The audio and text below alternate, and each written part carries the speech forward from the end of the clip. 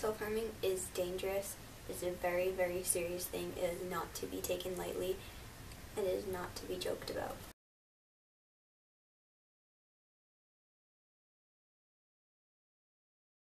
Hey guys, so in this video I wanted to just touch up on a topic that is very important to me. And this video is going to be in two parts because this is kind of going to be me talking about self-harm, and the second video is going to be how I quit self-harming. Basically, when I started self-harming, I was at a point in my life where it felt like everything was bad. I felt horrible and miserable all the time, and I was very depressed. And I really, really, really regret ever self-harming for the first time. If you're thinking about it, don't do it. Ask anybody who has ever self-harmed before. You think that you can control it, and you can't. And it seems like a good idea at the time. It's really a horrible, horrible thing. And I don't wish for anybody to ever have to deal with that issue. It got out of control really quickly. It was a big pain, honestly, because I had to try and keep it secret and keep it covered up, and just thinking about it, the cuts stung when I was in the shower. My clothes rubbed against it, my bracelets rubbed against it. Like, looking back at it, freaking sucked. It's awful. There's a lot of misconceptions about self-harm, and I kind of wanted to address those too. First of all, not everyone who self-harm is a female. Lots of males self-harm. People who self-harm aren't just doing it for attention. If someone is self-harming for attention, it's still important, it's still serious, and someone needs to pay attention to them. But not everybody is doing it for attention, and a lot of people go to great lengths to keep it covered up. Self-harm is not a failed suicide attempt. If you self-harm, or you know someone who self-harm, it doesn't mean it's because they're crazy. Self-harming is not just limited to cutting. People burn, they scratch, they punch themselves. Several different forms of self-harm other than just cutting. And one of the most important misconceptions is that people seem to think that you can stop if you really want to. Yes, you can work on recovering, but no, you can't just stop because you want to.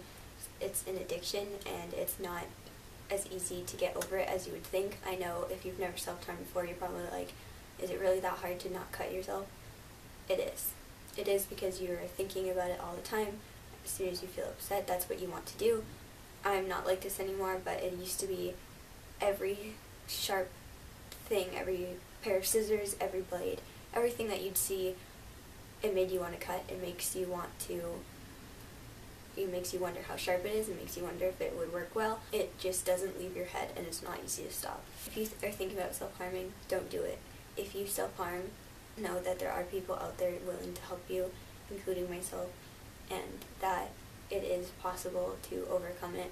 I have some tips for you if someone you know is self-harming. My first tip is to listen to them. Let them know that you're there for them to talk to. Just be there for them. Don't be angry or make them feel guilty if they can't stop self-harming, or they self-harm again after you wanted them to stop, whatnot. They're not going to feel like they can come to you or come to anybody if you get mad at them once you've found out that they've hurt themselves. They're instantly going to lose their trust in you, and possibly lose their trust in everyone around them. I know this may seem like a good idea, but don't make them promise to stop. Why? Because it's not that simple. It's a lot of pressure. It's pretty likely that they will relapse, and they might be afraid to come to you after you've made them promise to stop and they did it again. And lastly, if you think they're in serious danger, they probably are. Find someone that you can tell, or talk to them and encourage them, and maybe come up with a plan for them to tell someone. I know it may be scary to tell somebody if you're self-harming, and it may be scary to tell someone that someone you know is self-harming, and you may be afraid that they're going to get mad at you. The first person that I knew that I had ever told ended up telling a counselor at the school, and I was pissed.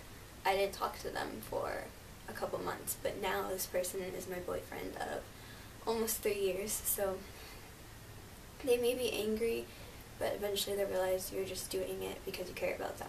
Thank you guys for watching. This is kind of a hard thing for me to talk about without getting really upset, because thinking back to how I felt and all of that just makes me really sad, and it makes me really sad knowing that there's people who are still feeling the way that I was feeling, and people who are still self-harming. I hope this video was somewhat helpful. I'm here always if you want to talk to me about anything. My next part of this video is going to be what I did to quit self-harming, so that will be up a couple days after this video, I believe. So thank you for watching, and I'll see you then. Bye!